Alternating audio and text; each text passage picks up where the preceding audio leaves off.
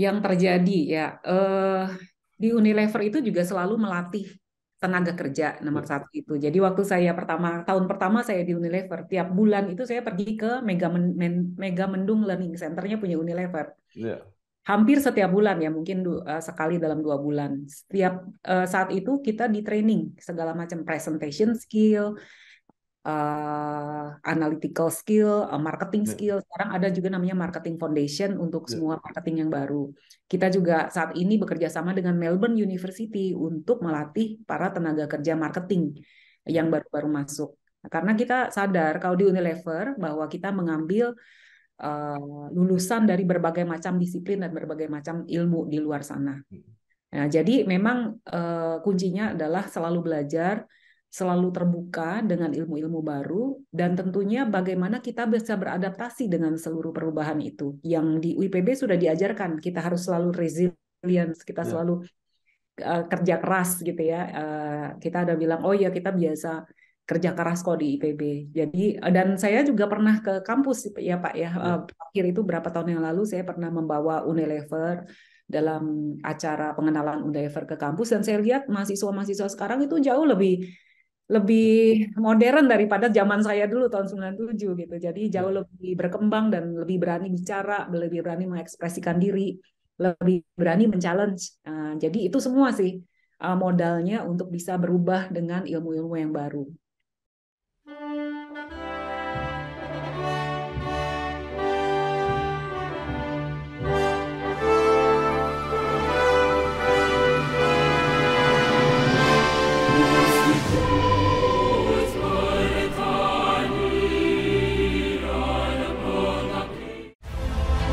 Nama saya Bambang Satono di kanal Inspirasi untuk Bangsa. Unik juga pertama kali lulus IPB sebenarnya sebelum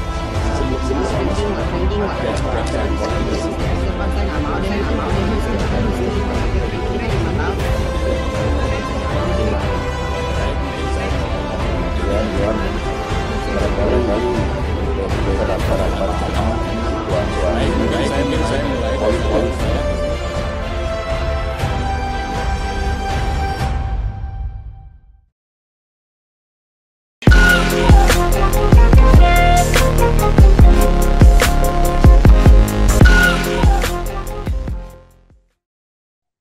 Assalamualaikum warahmatullahi wabarakatuh. Bersama saya Bambang Sadono di kanal Inspirasi untuk Bangsa. Mudah-mudahan kanal ini selalu bisa memberi inspirasi, motivasi, dan edukasi. Kami sedang mempersiapkan beberapa video wawancara untuk ikut memberi makna 60 tahun Institut Pertanian Bogor. Menurut rencana, wawancara ini akan kami bukukan, dan saat ini saya sudah bersama dengan salah seorang alumni IPB, yaitu Ibu Herni Raharja. Beliau saat ini adalah Direktur Sales PT Unilever Indonesia Terbuka. Apa kabar, Bu? Baik Pak, selamat siang. Selamat siang. Ibu mungkin bisa mulai dengan cerita ketika menempuh pendidikan S1 Teknologi Pangan dan Gizi di IPB, lulus 1997, kemudian bergabung kelihatannya langsung dengan Unilever Indonesia, pernah menjadi Hair Care Indonesia Marketing Director, menjadi Global Brand Director Pepsodent, dan saat ini menjadi Direktur Sales PT Unilever Indonesia Terbuka. Silakan, Bu. Selamat siang teman-teman semua, selamat siang Pak Bambang Sadono. Ya, Sangat senang bisa berbincang-bincang hari ini. ya, Jadi very happy untuk give back juga. Maaf saya kalau ngomong suka campur bahasa Inggris. ya, Apologies dulu karena kebiasaan di Unilever karena ini ya, multinational company. ya, Saya usahakan bahasa Indonesia dengan baik dan benar. Jadi ya, kalau kenangan saya di IPB itu sangat membekas ya Pak. Menurut saya IPB itu merupakan suatu turning point dalam ya, pendidikan saya ataupun growth saya sebagai person, sebagai seorang menjadi manusia yang siap latih dalam bidang ya, ketenagakerjaan ya. Saya tidak bilang siap pakai langsung karena sebenarnya saya kan teknologi pangan dan gizi. ya, Tapi waktu saya bergabung dengan Unilever, saya bergabung dengan marketing pada ya, waktu itu. Jadi saya memang mempelajari ilmu yang baru. Tapi seluruh logik pelatihan, disiplin dan juga kerja keras yang diajarkan oleh IPB itu saya semua menjadi modal saya untuk saya bisa sukses di bidang kerja saya. Itu pengalamannya sih. Dan tentunya selalu belajar dan selalu mengembangkan diri itu juga menjadi modal utama di Unilever, karena di Unilever itu pekerjaan selalu sangat dinamis, perubahan itu sangat banyak, ilmu-ilmu baru sangat banyak. Jadi saya merasa saya tentu mindsetnya kita selalu belajar, karena kalau begitu kita berhenti belajar kita akan menjadi obsolete. Jadi baik sejak saya di bangku kuliah, sejak saya di bangku sekolah sampai di Unilever ini, kita tidak pernah berhenti belajar. Itu mungkin pengalaman saya secara overall. Ya, jadi Ibu di Unilever itu kelihatannya memang banyak alumni IPB ya sejak dulu yang banyak di Unilever. Betul, betul. Banyak alumni IPB masuk ke Unilever karena IPB adalah universitas terkemuka di Indonesia, dan kita tentunya mengundang mahasiswa-mahasiswa terbaik, lulusan terbaik dari seluruh Indonesia untuk bergabung ke Unilever. Karena di sini kita latih lagi semuanya.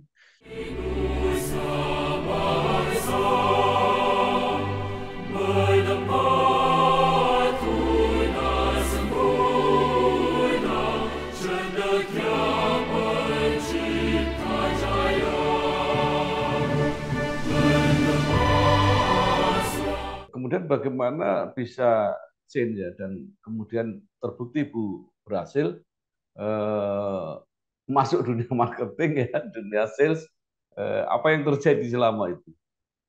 Yang terjadi ya di Unilever itu juga selalu melatih tenaga kerja nomor satu itu. Jadi waktu saya tahun pertama saya di Unilever, tiap bulan itu saya pergi ke Mega Mendung Learning Center-nya punya Unilever.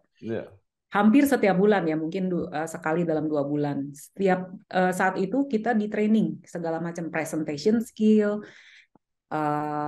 analytical skill, marketing skill. Sekarang ada juga namanya marketing foundation untuk semua marketing yang baru. Kita juga saat ini bekerja sama dengan Melbourne University untuk melatih para tenaga kerja marketing yang baru-baru masuk. Karena kita sadar kalau di Unilever bahwa kita mengambil lulusan dari berbagai macam disiplin dan berbagai macam ilmu di luar sana. Nah, jadi memang kuncinya adalah selalu belajar, selalu terbuka dengan ilmu-ilmu baru, dan tentunya bagaimana kita bisa beradaptasi dengan seluruh perubahan itu. Yang di UIPB sudah diajarkan, kita harus selalu resilience, kita selalu kerja keras gitu ya. Kita ada bilang, oh ya kita biasa kerja keras kok di IPB. Jadi dan saya juga pernah ke kampus ya Pak ya.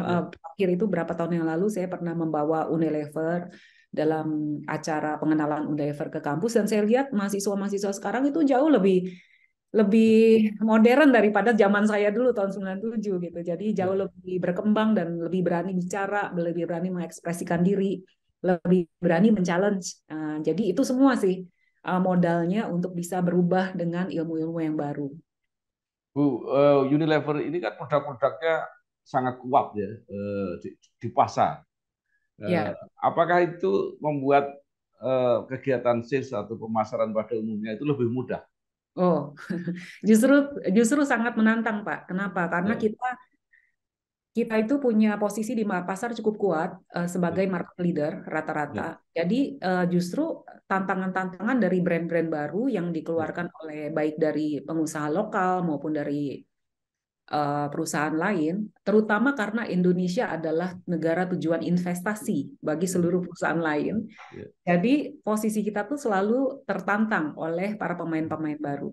Pekerjaan tidak lebih mudah. Mempertahankan dan juga menumbuhkan apa yang sudah besar itu tentunya lebih membutuhkan energi dan pemikiran yang lebih kuat lagi. Ya, itu kelihatannya kan ada direktur-direktur atau penanggung jawab masing-masing brand kalau nggak salah itu ya. Nah, Ibu ini direktur sales berarti membawai semua penjualan. Betul. Jadi saya disebutnya kalau di Unilever namanya customer development. Bukan sales, jadi customer development head. Saya sekarang kepala dari customer development. Saya membawahi semua produk, jadi dari semua kategori dan semua brand itu saya looking after. Saya membawahi itu semua untuk di develop dan dijual di pasaran.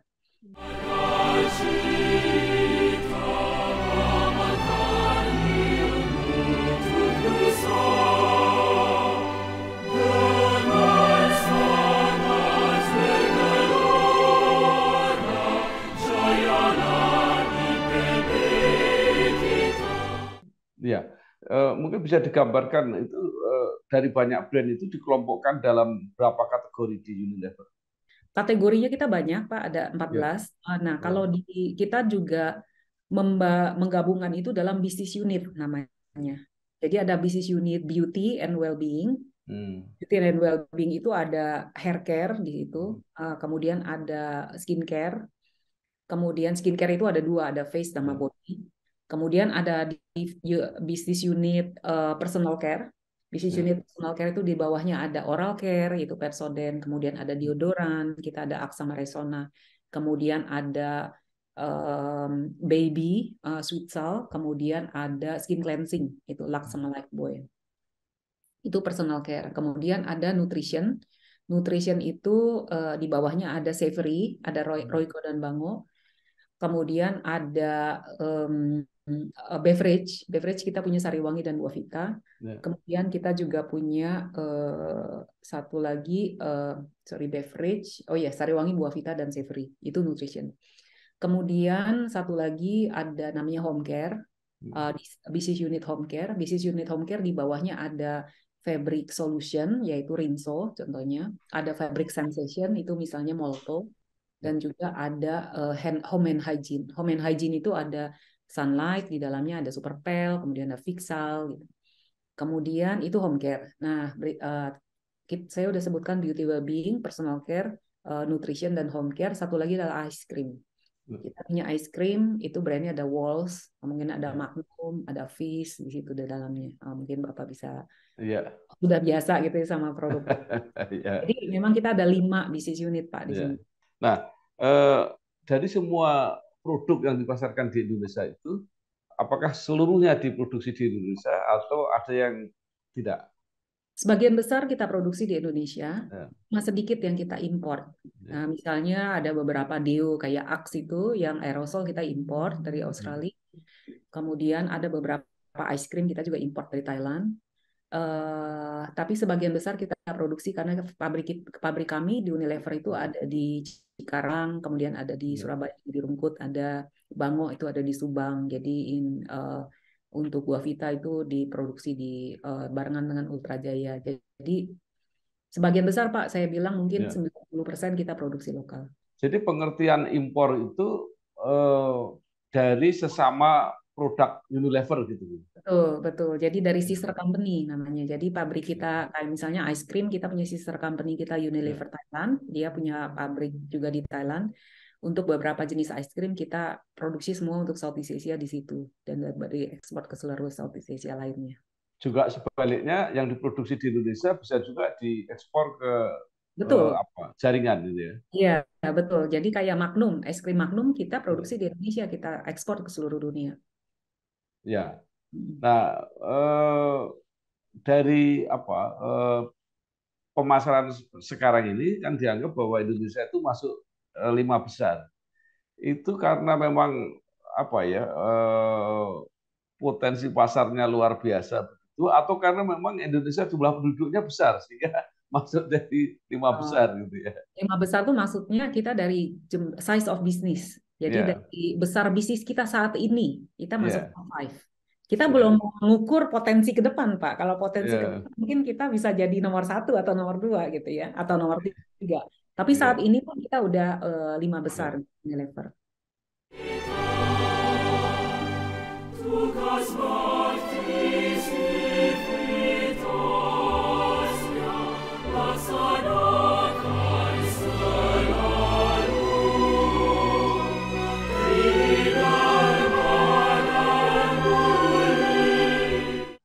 Apa dampak untuk Indonesia, Bu? Unilever yang sudah sekian lama dan kalau tidak salah market share-nya untuk produk-produk sebagian besar produk yang ada itu sudah nomor 1 gitu. Berapa ya buat Indonesia? Nah, jadi Unilever itu cara berbisnisnya dengan mengedepankan yang kita sebut dengan pembangunan berkelanjutan, yaitu sustainability. Banyak sekali program-program yang kita laksanakan dalam sustainability ini. Salah satunya juga kami bekerja sama dengan IPB tentunya untuk sustainability. Misalnya sustainability yang kita lakukan itu dalam hal plastik collection dan juga untuk memakai recyclable plastik di dalam produk-produk kami, itu satu. Kemudian juga ada sustainability work yang kita lakukan untuk memperbaiki gizi dari anak-anak Indonesia, melakukan edukasi dan juga memberikan produk yang baik. Misalnya kayak Royco, kita sudah menggunakan iodized salt untuk mengurangi masalah gizi di Indonesia. Kemudian sustainability yang dilakukan juga dalam hal equity, diversity, dan inclusion. Bagaimana kita bisa menggalakkan women empowerment di dalam Indonesia, dan itu yang kami kampanyekan. Misalnya di bagian saya customer development, masih sebagian besar tenaga kerjanya laki-laki, dan perempuan female talent itu masih kecil, dan ini juga salah satu program yang saya galakan, bagaimana kita mempunyai organisasi yang inklusif bagi female maupun male talent. Kemudian juga ada sustainability program yang kita lakukan dengan para petani, misalnya dengan program Bango. Jadi Bango itu salah satu bahan dasar yang kami gunakan adalah gula kelapa. Gula kelapa itu kita ambil hampir 100% itu dari Indonesia. Dan mungkin petani gula kelapa itu kami bina langsung, Pak, dari Unilever, tanpa banyak bekerja sama dengan Departemen Pertanian, karena buat Departemen Pertanian tuh masih banyak prioritasnya, misalnya padi dan lain-lain. Jadi kami bekerja sama dengan lebih dari 10.000 petani seluruh Indonesia untuk mengembangkan gula kelapa. Itu beberapa contoh sih, karena banyak sekali, misalnya kayak Glow and Lovely, kita juga memberikan banyak beasiswa bagi para remaja-remaja putri yang berprestasi. Jadi memberikan hal-hal yang baik, memberikan kembali kepada Indonesia itu selalu menjadi prioritas kami. Menjadi prioritas karena buat kami apa yang bagus buat Indonesia juga bagus buat Unilever. Jadi kalau dipotret dari tenaga kerja seluruh bisnis Unilever di Indonesia itu berapa orang yang bekerja? Oh, berapa orangnya? Ada ribuan, Pak. Yang jadi gini, ada manajemen staff yang kita sebut asisten manajer, ada manajemen staff, ada pekerja di pabrik, kemudian ada pihak ketiga, itu udah ribuan sih kalau dari value chain kami. Akan banyak sekali. Saya nggak punya angka yang tepat saat ini. Ada yang menarik, mudah-mudahan saya nggak tahu data ini benar atau enggak, bahwa penjualan Unilever Indonesia tahun 2022 itu menurun tuh, sekitar 6,7% kalau nggak salah. Ini laba bersih ya, Pak? Oh ya, jadi laba bersihnya yang menurun gitu ya. Itu tidak mengindikasikan bahwa sales-nya menurun. Salesnya menaik. Saya pikir data ini diambil dari kemarin, kita sudah mendeklar result kita yang kuartal 4. Saya sih sarankan untuk kembali ke berita tersebut gitu untuk komentar mengenai 2023. Saya tidak bisa berkomentar mengenai performance keuangan Unilever, Pak, dalam saat ini. Tapi kalau cerita tentang sales meningkat ya. Iya, sales harus meningkat. Sales tidak pernah menurun. Sales harus meningkat, itu tugas saya untuk memastikan bahwa penjualan kita naik. Ya. Nah, kalau dilihat dari trennya, Bu, sales meningkat itu bisa karena jumlah yang dijual untuk masing-masing produk itu meningkat, tapi juga karena jenis produk yang dijual bertambah. Dua-duanya bisa. Jadi jenis produk yang dijual bertambah, penjualan masing-masing bertambah, konsumsi misalnya saya biasa makan es krim 1 menjadi 3, itu juga bisa.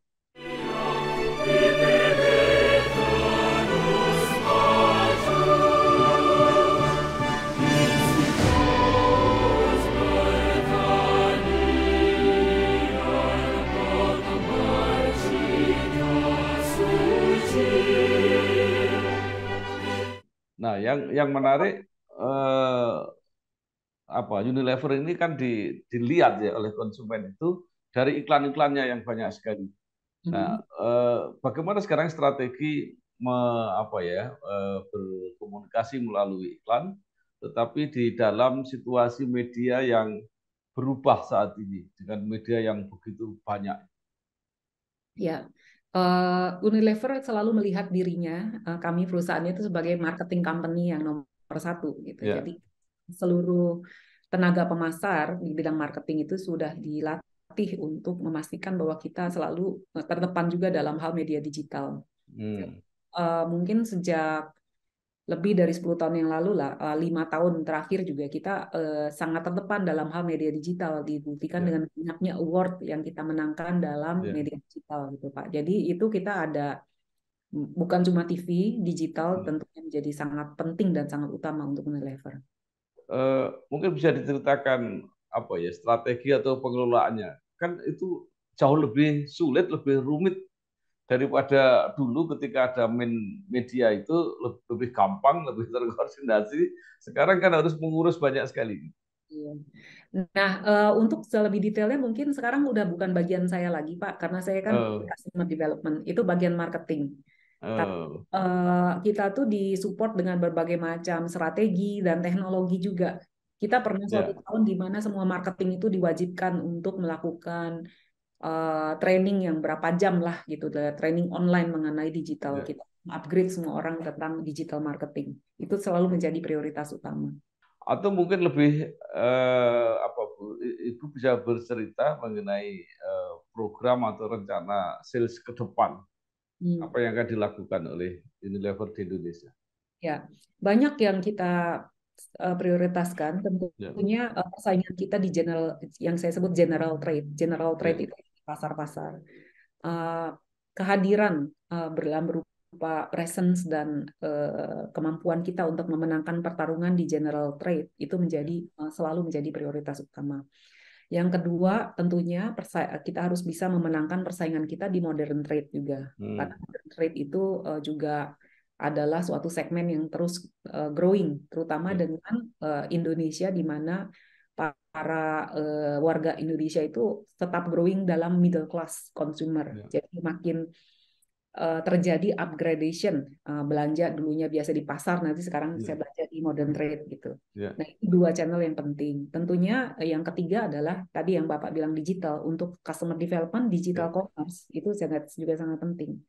Digital commerce itu pembelian di online seperti Tokopedia, Shopee, Lazada, itu adalah customer kami juga.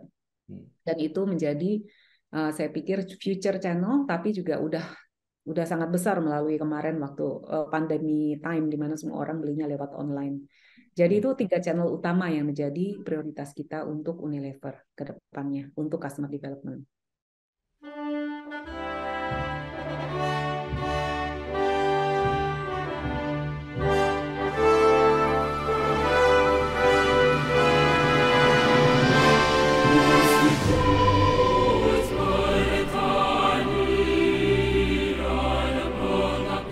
Kalau boleh dipetakan gitu Bu ya, yang dari pasar tradisional itu yang melalui apa toko-toko mungkin itu ya yang biasa, kemudian melalui pasar modern ya, kemudian yang melalui apa online itu persentasenya seperti apa? Saat ini pasar tradisional masih paling besar. Ya, masih 50 kira-kira kurang lebih 50% itu masih berkontribusi dari pasar tradisional. Di dalam pasar tradisional itu juga ada yang saya sebut local modern trade. Jadi modern trade yang dipunyai oleh para pengusaha-pengusaha lokal gitu yang kecil-kecil yang ada di pasaran, termasuk di dalamnya toko-toko kosmetik. Itu semua tuh memberikan kira-kira kontribusinya dari segi market itu kontribusi sekitar 50%. Sisanya ada modern trade yang growth-nya lebih cepat dan juga digital commerce. Digital commerce kayaknya di Indonesia itu masih di sekitar 10% lah dari seluruh kontribusi oleh digital commerce. Kira-kira begitu secara garis besar. Nah, mungkin menarik. Akhir-akhir ini ada kasus ya jaringan apa modern tadi pasar-pasar modern itu mereka berkurang atau bahkan ada yang bangkrut. Itu gejala apa untuk di Indonesia ini? Yang bangkrut itu seperti Giant yang tutup. Iya. Atau Carrefour yang sekarang lebih kecil. Jadi formatnya di dalam modern trade. Format hypermarket sudah kurang populer. Yang populer kan minimarket sekarang. Ya, ya, Orang sangat suka tuh belanja di Alfamart, ya, Indomaret. ya, Ya. Jadi formatnya itu yang large hypermarket itu saja yang berkurang. Tapi kalau kita lihat supermarket seperti lain Superindo, Farmers, gitu, di mana-mana itu masih sangat populer dan minimarket juga sangat convenient tentunya yang ada di ya, tetangga, ada di neighborhood lah di sekitar rumah kita tuh selalu ada Indomart atau Alfamart itu juga ya, sangat. ya. Dan jaringan itu kelihatannya memang sangat apa ya, Bu, ya, sangat menentukan bisnis Unilever kelihatannya ya. Ya kita bekerja sama erat dengan customer tersebut. Itu Iya, bagian saya itu customer development Pak. iya. Nah, kemudian bagaimana cara apa ya mengamati, cara meneliti kecenderungan. Sekarang kan kadang-kadang ada produk-produk yang apa ya konsumen senang tapi mengelolanya itu susah gitu ya. Hmm. Jadi misalnya ada botol yang bukanya lebih susah, ada yang seperti itu.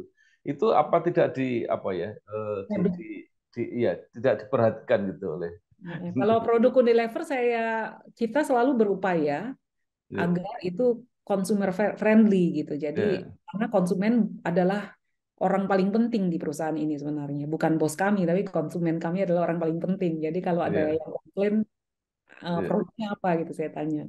ya. Jadi itu selalu di apa di survei atau diteliti semacam Kita ada care line, jadi ada ya, suara konsumen. Jadi kalau ada yang komplain itu telepon ke suara konsumen, kita harus mendengar ada isunya ya, itu apa gitu. ya. Apakah botol susah buka, apa ada packaging yang bocor gitu. Dan kita harus langsung tackle itu. Ada bagian quality di Unilever juga yang memperhatikan quality produk-produk kami. Biasanya pegang orang quality itu juga lulusan IPB itu Pak.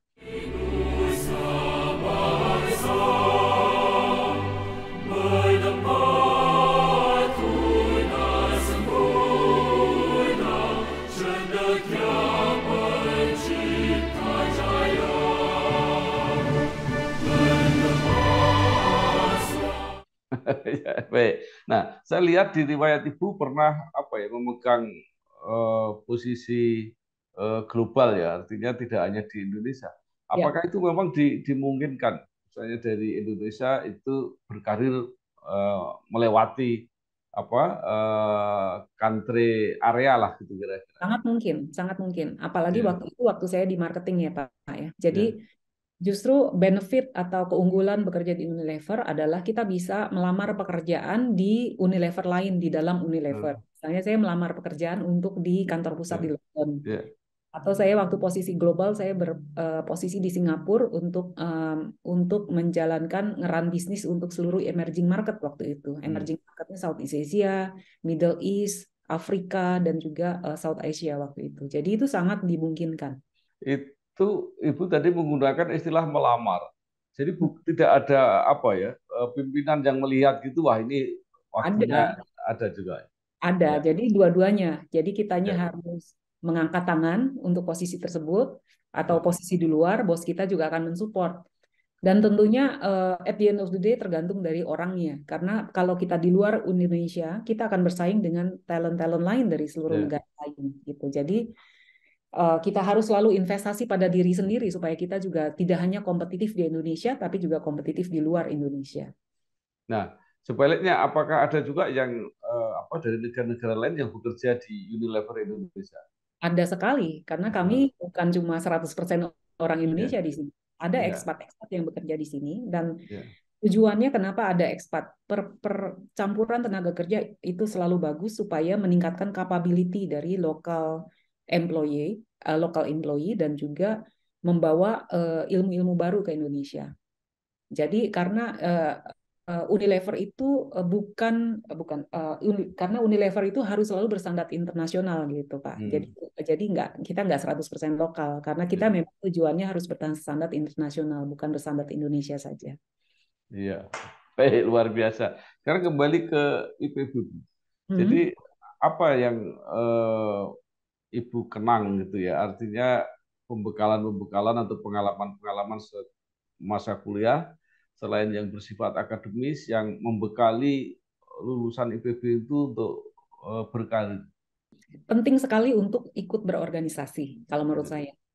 Karena kalau kita bekerja di perusahaan itu adalah suatu organisasi, perusahaan itu organisasi. Jadi selain kita belajar dan kita mampu belajar, observasi dan juga berpikir untuk diri sendiri, harus bisa berpikir gitu, harus berpikir secara logis. Yang kedua, berorganisasi karena organisasi itu melatih kemampuan kita untuk kerjasama dengan orang lain. Dan tentunya yang ketiga adalah selalu bagaimana kita drive diri kita untuk maju. Kita aware tentang persaingan di luar, kita juga secara conscious secara sadar kita juga membenchmark diri kita dengan orang lain gitu. Jadi apa sih yang kita tidak bisa lakukan? Tentunya kita bisa melakukan semuanya asal kita menaruh usaha-usaha untuk selalu maju gitu as a person. Tadi saya juga mention untuk bisa ditempatkan di luar Indonesia, kita harus bersaing dengan talent dari India, dari Philippines yang sangat melanglang buana saya pikir ya. Mereka ada di mana-mana gitu. Jadi memang dan sebenarnya talent dari Indonesia tidak banyak di luar karena kita bisa bilang bahwa memang orang kita satu sangat comfortable berada di Indonesia, terus kedua juga ada elemen kita kurang suka bersaing sama talent-talent dari luar. Itu sesuatu yang kami sendiri galakan gitu Pak ya. Saya nge-push gitu untuk tim saya atau anak buah saya untuk mencoba keluar dari Indonesia karena itu pelajarannya itu sangat banyak untuk bekerja di luar Indonesia.